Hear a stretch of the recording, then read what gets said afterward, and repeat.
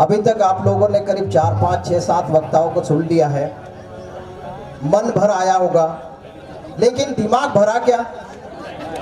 सच्ची में बात करना, हाथ खड़े करो, किनका किनका दिमाग भरा? सच्ची सच्ची बात करना।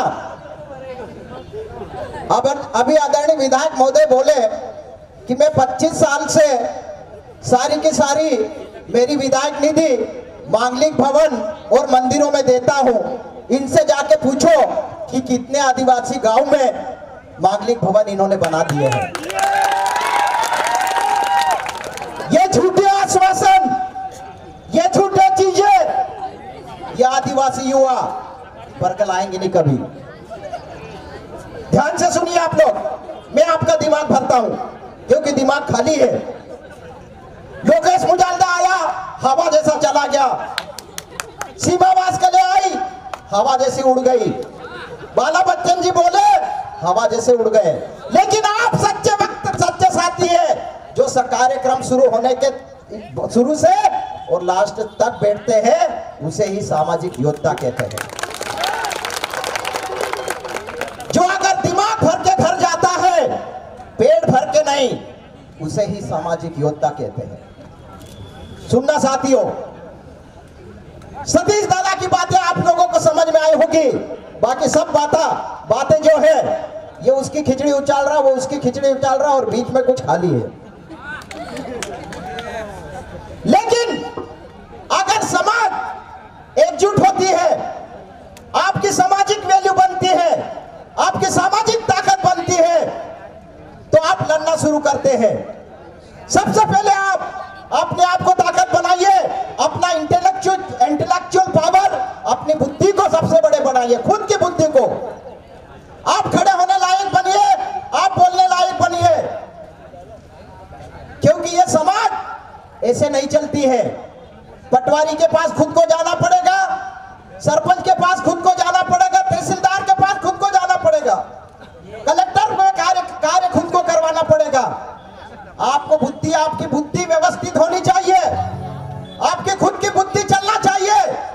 आप में ये जो डर है, ये डर खत्म होना चाहिए। मैं विधायक निधि का 100% मंदिरों में देता हूं। किसको फायदा हो रहा भाई मंदिरों से? मैं मांगलिक भवन बनाता हूं।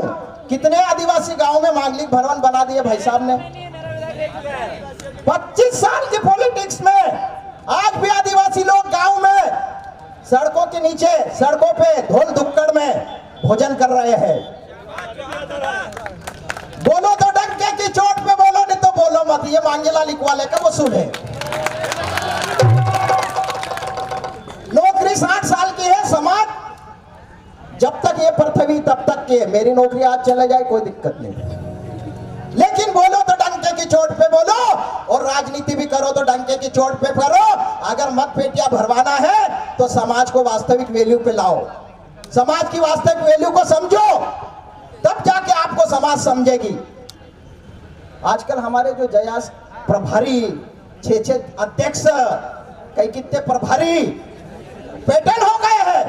ऐसे आते हैं, झंडा ले लेके 5 मिनट बोलते हैं, फुर्र हो जाते हैं। वो भी हमारे बहुत बड़े हो गए। पहले वो भी हमारे जैसे ही बैठते थे, लेकिन मैं राष्ट्रीय प्रभारी, मैं बोल लिया हूं, मैं निकल जाऊंगा। क्यों भाई? बाकी लोग यहाँ बैठे क्या बेवकूफ है क्या? दादा 2 मिनट और ले लूं क्या? चलेगा ना? तो मेरा ये कहना है कि अगर ये समाज को एकजुट करना है तो दिमाग को भरना पड़ेगा, बुद्धि बढ़ाना पड़ेगी। और बुद्धि के लिए कोई शिक्षा की जरूरत नहीं है। झूठे हैं लोग। शिक्षा खुद में ताकत होनी चाहिए, खुद में काम करवाने की वो होना चाहिए। पटवारी 1 मिनट में आपके घर नहीं आए तो क्या बुद्धि का उपयोग करते हो? कैसी बुद्धि का उपयोग करते हैं? तहसीलदार महोदय का काम जो है वो है, लेकिन हम बुद्धि का उपयोग न करते हुए इसलिए नामांतरण में 5,000 10,000 रुपए देते हैं। क्यों देते हैं भाई? ये जितने भी जेएस के अभी प्रभारी ना, अध्यक्ष ने जो बन बैठे हैं ना, ये लोग अभी क्या है, हाईटेक बन चुके हैं।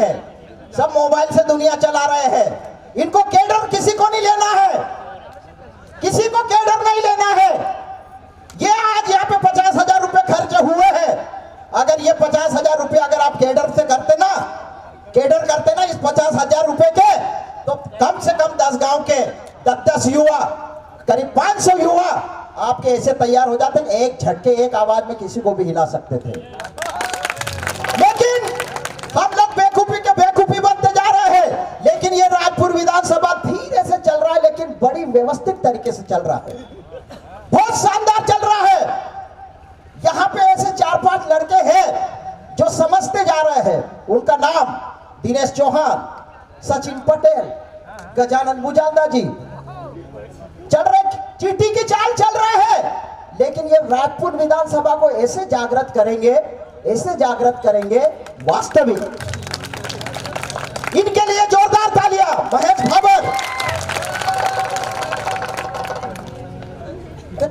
1 करोड़ आपको विधानसभा की निधि मिलती है, कितने आदिवासियों के तुमने मांगलिक भवन बना दिए। झूठ झूठ झूठ। 25 साल की राजनीति में पूरी राजपुर विधानसभा को खत्म कर दिए। मैं मंत्री रह गया, मैं ये रह गया। 15 साल की तुम्हारी पॉलिटिक्स थी। 15 साल में 15 महीने में तुमने 1,35,000 पोस्ट बेकलाफ क्यों नहीं भरी तुमने? 15 महीने तो बहुत होता ना। 15 लाख में क्यों नहीं तुमने सरकुलर निकाला? तुम कभी बीजेपी को बेवकूफ बनाओगे, कभी कांग्रेस को बनाओगे, कभी इसको बनाओगे, लेकिन रात में सब इकट्ठे बैठोगे। एक अपने यहाँ के जनप्रतिनिधि के पास गया, मैंने बोला कि भाई साहब मुझे चुनाव लड़ना है। कहां से लड़ना है? मैंने बोला राजपुर से। नहीं, वो अपना 25 साल वाला ही ठीक है बोले। मैंने बोला ठीक है भाई, हम तो और नौकरी कर लेंगे, बाद में आएंगे तुम्हारे पास। तो कहने का तात्पर्य ये साथियों कि वास्तविक वे में मैं सीरियस होकर बात कर रहा हूं कि we have to go for the cadrise. हमको कैडर होना पड़ेगा। कैडराइज आपको सतीश दादा बार बार बोल के गए हैं कि आपको कैडर पे कैडर चलाना पड़ेंगे। हमको वास्तविक हमारे बुद्धि का लेवल बढ़ाना पड़ेगा। और ये कार्यक्रम होते, ये भी कोई गलत कार्यक्रम नहीं होते, बहुत शानदार, कैसे भी क्यों भी, लेकिन कम से कम हम यहाँ के इकट्ठे होकर एक दूसरे को सुन रहे हैं। मैं धन्यवाद देता हूँ बरू फाटक की। भला यहाँ पे 500-600 लोग हैं, लेकिन अपने आप में ये एक मिसाल है। बिरसा मुंडा जयंती, मैं पिछले 11 दिन से आप लोगों की पोस्ट देख रहा हूँ। बरू फाटक में सतीश दादा आएंगे, जरूर आए। उनके लिए जोरदार तालियां। बाकी सब हवाबाज थे, मैं बता रहा हूं। बाकी क्या आए और गए थे, लेकिन सतीश दादा ने अपनी बात रखी। यही होती है कैडर। वो बंदा कैडर को समझता है। वो बंदा देश का जो राष्ट्रीय लेवल का जो संगठन है, जो आज देश की व्यवस्था चला रहा है, समझ गए होंगे, उसकी टक्कर का व्यक्ति है। वो चीज समझने की जरूरत है। तो मेरा भाषण में बोलूं तो 4 घंटे, नहीं तो कुछ भी नहीं बोल पाता हूं। लेकिन एक मन में एक चीज थी,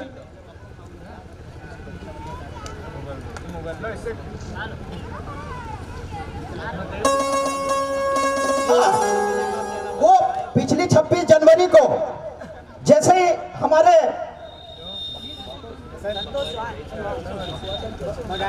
बगाड़ी में जैसे ही जैश युवाओं ने और वहां के कुछ कार्यकर्ताओं ने शुरुआत करी कि हम शहीद संतोष चौहान जी का हम मूर्ति स्थापना करेंगे, हाहाकार मच गया। पूरे हमारी राजपुर विधानसभा क्षेत्र के पूरे बड़वानी के जनप्रतिनिधि ऐसे हो गए कि रात में सब कुछ कर देंगे। सारे गमले उठा लाए, सारे फूल उठा लिए। माननीय 2 सांसद बोले नहीं, अब भी मूर्ति लगा देंगे। चलो भाई, मूर्ति लगाए। हम भी पीछे पीछे गए वहां पे। हमने देखा एक राकेश देवड़े जी संचालन कर रहे थे। ये माननीय बाला बच्चन जी को बोला कि आप यहाँ पे क्या करना चाहते हो? वो परिवार के अभी भी वहां पे मकान नहीं बना है। इनकी आदत क्या है बच्चन साहब की? मैं चेक भर दूंगा, कल आ जाना। कुछ भी चीज मांगने जाओ, मैं चेक भर दूंगा, कल आता ही नहीं इनका। कभी पैसे जेब से नहीं छूटते हैं। बाला बच्चन जी की बात कर रहा हूँ, खुलेआम बात कर रहा हूँ। उनके कोई भी यहाँ गुरु के बेटे, मेरा वीडियो बना के उनको कल सुनाना। दूसरी बात, माननीय हमारे 2 सांसद आए। एक सांसद ने तो वो गांव को गोदी ले लिया, माननीय सुमेर सिंह सोलंकी जी, और वो गोद में ही बैठा हुआ। वो गांव गोद लेने के बाद गोद में ही बैठा हुआ है। माननीय सुमेर सिंह सोलंकी जी गरीब परिवार का है, खाने को उनको भी नहीं शायद अनाज मिला होगा, लेकिन किसी की व्यवस्था, किसी की मजबूरी समझना। जनप्रतिनिधि बनने के बाद भूल जाते हैं ये लोग। बड़ी दुख है समाज में। दो सांसद, एक विधायक, सभी गए, लेकिन आज भी बगाड़ी में जाके देखो, व्यवस्था में कोई सुधार नहीं, न तो उनका मकान बना, न वो गांव गोद लिया, वो वैसा का वैसा है। कब तक बेवकूफ बनाओगे इस आदिवासी समाज को? आदिवासी के नाम पे जनप्रतिनिधि बन के, अगर ये हम रिजर्वेशन तुम्हारा नहीं होता तो तुम जनप्रतिनिधि न तो तुमको कांग्रेस टिकट देती और नहीं तुमको बीजेपी टिकट देती। ये तो रिजर्वेशन है रायपुर विधानसभा में कि यहाँ आदिवासी के अलावा दूसरा कोई विधायक बन ही नहीं सकता, इसलिए कांग्रेस टिकट दे रही है। ये तो बड़वानी खरगोन के संसद में ये तो रिजर्वेशन है, इसलिए तुमको मजबूरी में कोई भी पार्टी तुमको टिकट दे रही, लड़ा रही है, तुमको झेल रही है जबरदस्ती, और तुम गुलाम लोग हो। तो ये स्थिति है समाज की, वास्तविक स्थिति है। बाला बच्चन जी बोलते हैं मैं मांगलिक भवन बनवाता हूं, सब सिरवी माली पाटीदारों को बना के बैठ गया भाई। आदिवासियों के तो मांगलिक भवन बनाएगा बाला बच्चन जी। मेरे गांव में एक रोड जब से 20 साल से बना, वो रोड ही नहीं बना। मेरे गांव का एक लड़के ने बोला भैया ये रोड नहीं बना, वोट नहीं देवांगे। अरे मत दीजिए, दूसरा दे देंगे। तो ये तो स्थिति है। मतलब इनको पता है कि हम कुछ भी करेंगे जीतेंगे। हम 4-5 जो भाई अभी बेवकूफ बना रखे राजपुर खरगोन को, वो वही जीतेंगे, वही लूटेंगे, वही खाएंगे। लेकिन ये जनता धीरे धीरे धीरे जागृत हो रही, और राजपुर विधानसभा अक्कू पटेल, दिनेश चौहान, गजानन दादा और आप सभी के माध्यम से अगर केडर सही सही होते रहे तो वास्तविक वे में ये राजपुर नहीं, ये खरगोन नहीं, ये मध्य प्रदेश को चेंज करने की आप लोग हिम्मत रखते हो। लेकिन सही तरीके से कैडर होकर गांव में काम करो, गांव लेवल पे बूथ स्तर पे काम करो। वास्तविक वे में अगर काम करना है तो गांव में लेवल पे काम करो। मैं हमेशा बोलता हूं कि ये 15-20 जो अध्यक्ष है ना जयेश के, ये सब आसपास फेसबुक पे है, ये बूथ लेवल पे कोई नहीं है, ये बूथ लेवल पे कोई भी नहीं है। तो हमको बूथ लेवल की प्लानिंग करके बढ़ना है आगे, और बूथ लेवल पे कैडर करना है। मैं मांगीलाल इकवाले, मेरी म्यूजिक टीम, और आज जो भी मेरी म्यूजिक टीम का खर्चा आएगा मैं ही उठाता हूं, मैं ही दूंगा।